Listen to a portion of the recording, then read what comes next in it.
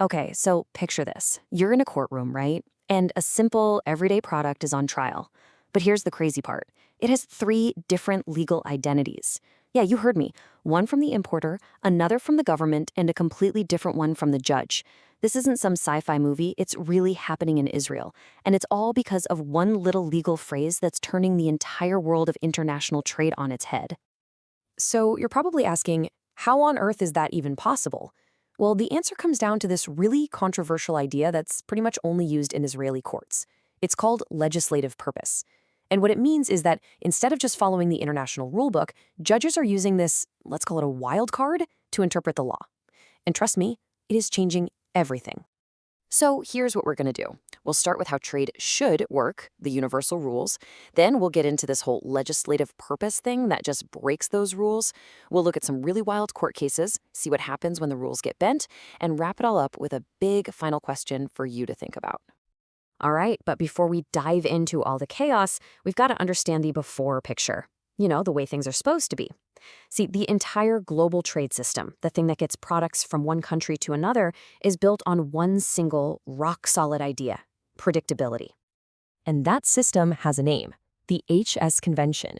Think of it like a universal dictionary for every product on Earth. It's run by the World Customs Organization, and its whole job, its entire reason for existing, is to make sure a product gets the exact same code no matter where it is in the world. The key word here is uniformity. Let's make this super simple. Your smartphone, right? It has an HS code, 851713. It doesn't matter if you're in Tokyo, Sao Paulo, or New York, that code is exactly the same. And Israel, since they're part of this whole convention, has agreed to play by these rules. The idea is that everyone uses the same ruler to measure things. Simple, right? Well, it should be simple, but this is where our story takes a massive plot twist, because inside Israeli courtrooms, they've pulled out a completely different ruler.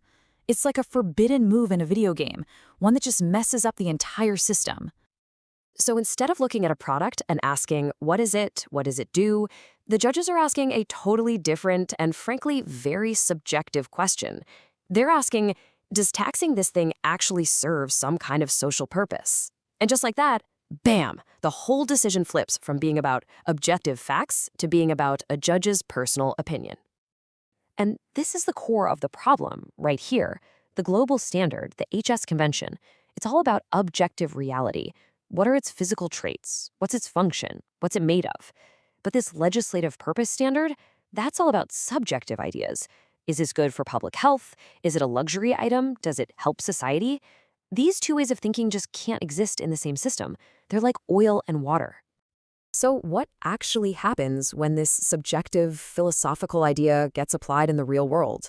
Well, you get some truly bizarre rulings where common sense just gets thrown right out the window. Let's dig into the evidence. Case number 1, a lock for a car's fuel tank. Pretty straightforward, you'd think. Well, not so much in this courtroom. Okay, so the importer says, hey, it's a lock, and locks happen to be tax exempt. Makes sense. But then customs comes in and says, nope, it's a car part, and car parts are taxable. You know, you can see both sides, right? Both are reasonable arguments based on what the thing is. But the court, they weren't just looking at the thing itself. The court actually sided with the importer, and not because it's more of a lock than a car part, but because they decided there was a social interest in stopping people from stealing fuel. Their logic was, if we make it tax-exempt, more people will buy it. But get this, one judge actually disagreed, saying fuel theft wasn't even a big enough problem to justify it. I mean, that perfectly shows you how subjective and kind of random this whole standard is. All right, on to case number 2.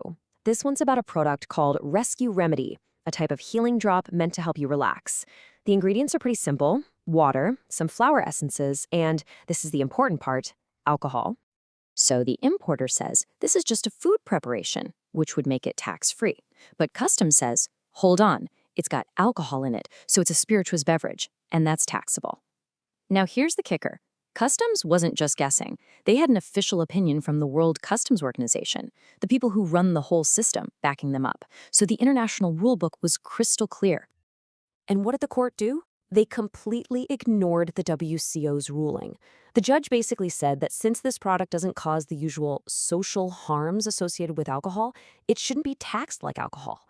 And just like that, a subjective opinion about social good completely steamrolled an objective international guideline. Wow.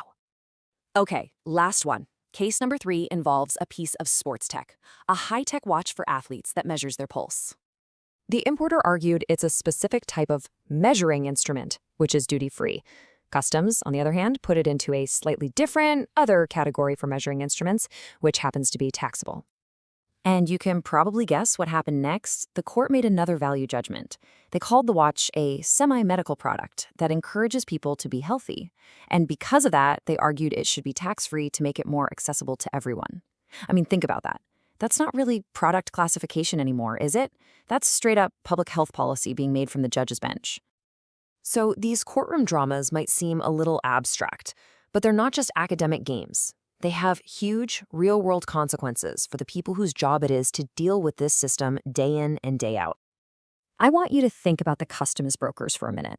These are the experts. Their entire job is to know the official international HS rules inside and out. So they give their client advice based on that rulebook. But then a judge can just come along and throw all of that expert advice in the trash because of some vague social purpose. Suddenly, the broker, who gave the correct advice according to the global rules, is now wrong, and they could even get sued for it. It's a completely impossible position to be in. And this really brings us to the core of the whole issue. What we're really looking at here is a massive clash between two totally different philosophies of how the law is supposed to work. On one hand, you could argue this legislative purpose idea is more socially conscious, more flexible, but on the other hand, it is dangerously subjective and wildly unpredictable. I mean, what happens if every country starts doing this? What if every nation decides to invent its own special ruler based on its own unique social values? The entire global trade system, as we know it, it could just fall apart. Someone described this whole practice perfectly. They said it's like drawing a target after the arrow has already been shot. Think about it. It's not about applying a rule to see where you land. It's about deciding where you want to land first and then drawing the rule around it. It's classification completely in reverse. And all of this leaves us with one final and pretty tough question. When the predictable, uniform rules of global trade go head-to-head with one nation's unique vision of social justice, which one should win? There really is no easy answer here, but it's a question that gets to the very foundation of our interconnected world.